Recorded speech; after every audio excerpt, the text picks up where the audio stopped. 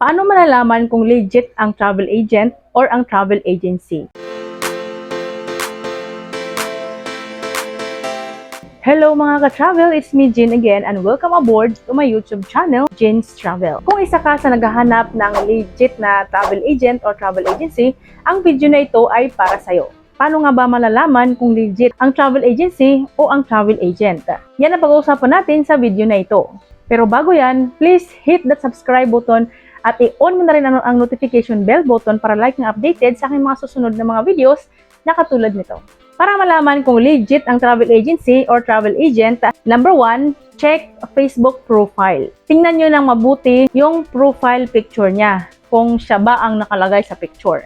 Yung iba kasi, karamihan sa mga scammer o kadalasan sa mga scammer, walang picture na nakalagay. Either bulaklak lang yan, anime, or isang lugar, ganyan. Kasi syempre, ayaw nila na makilala sila. Malalaman mo rin kung legit ang travel agent o travel agency ay nagpo-post sila ng successful transaction nila sa mga kliyente nila. Kung i-check nyo yung akin, parang ganyan, katulad ng sa profile ko. At kadalasan din sa mga scammer ay nakalock yung profile nila, wala masyadong uploads, puro profile lang yung naka-upload sa kanila at hindi pa nila picture. Sa mga legit na travel agency naman, nagpo-post kami ng mga happenings namin sa life paminsan-minsan at sa business namin bilang isang travel agent. Mga successful booking, ganyan, yung mga kliyente namin na successful silang nakalipad, nakapunta sa destinasyon kung saan sila pupunta. Pangalawa, malalaman mo na legit ang travel agent o travel agency ay may mga Facebook page. Kagaya sa akin ay meron akong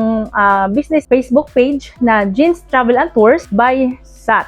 Ibig sabihin yung by SAT is under kami ng Star Legend Adventures Travel and Tours. Kaya titingnan nyo ng mabuti kung mayroon ba siyang Facebook page na kung saan yun yung pangalan or yun yung name ng kanyang business. Sa Star Legend Adventure kasi mga ka-travel, kami ay well-trained kung paano gawin ang business na ito. Kung ano yung mga dapat namin gawin step by step. So nag-provide ang ating CEO ng Star Legend Adventure ng training. At ang training na yun, it's free mo makukuha kapag nag-franchise ka sa Star Legend Adventure. Isisingit ko lang din kung nagbabala ka na maging isang travel agent, kontakin mo lang ako at tuturuan kita kung paano. At kung nag-franchise ka sa Star Legend Adventure at gamit mo ang aking link, ibig sabihin, affiliate kita, kung ano mang mga katanungan mo ay nakahanda akong tulungan ka. Kahit kasi may mga free training ay hindi mo rin maiwasan na mayroon kang mga katanungan. Kaya kung mali ka under sa link ko or sa team ko, nakahanda ako na tulungan ka. Pangatlo, para malaman mo na isang legit ang travel agent or travel agency ay DTI registered.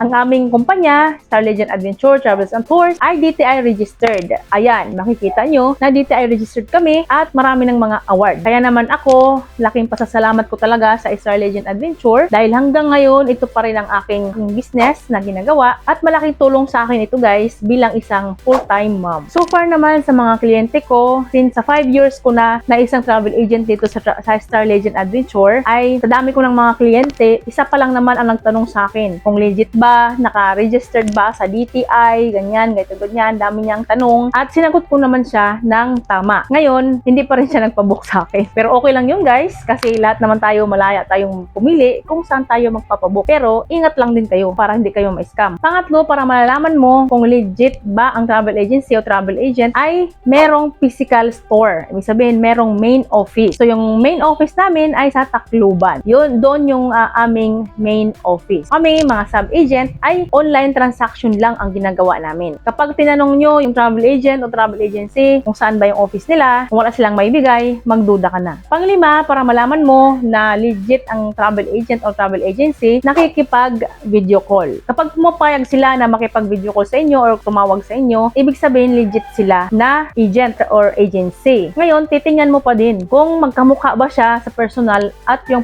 profile picture niya. Kasi yung iba, baka gumamit lang ng ibang tao or hindi natin alam para lang maniwala ka talaga. Sa experience ko naman as a travel agent, meron na akong nabook, hindi kami magkakilala guys. Nakita lang niya ako dito sa YouTube. Taga Bulacan pa siya. At nag-reach out siya sa akin na magpapabook siya ng ticket kasi first time niyang magpabook at hindi niya alam kung paano. Cebuano. At ayun, successful naman na nakarating sa Kalibo. Kasi yung flight nila is Manila to Kalibo. Nakarating sila ng ligtas at maayos. At sa mga co-travel agent ko dyan, kung meron pa kayong may share sa ating mga viewers o sa ating mga subscribers o sa kahit hindi man natin subscribers, kung sinong nakapanood ng video na ito, kung meron kang alam o meron kang maidagdag dun sa mga sinabi ko kung paano malaman na legit ba ang travel agent o travel agency, please comment dyan sa baba para marami pa tayong matutulungan. At kung naghahanap ka ng legit at mapagkakatiwalaan na travel agent o travel agency, Star Legend Adventure ay highly recommended. At andito din ako, willing ako na tulungan ka. Kontakin mo lang ako sa aking Facebook profile dyan sa description box sa baba at handa ako na tulungan ka. Kung nakatulong sa inyo ang video na to, please subscribe at i-on mo na rin ang notification bell button para lagi kang updated sa aking mga videos na katulad nito. Kung may mga katanungan ka, mag-comment ka lang dyan sa baba at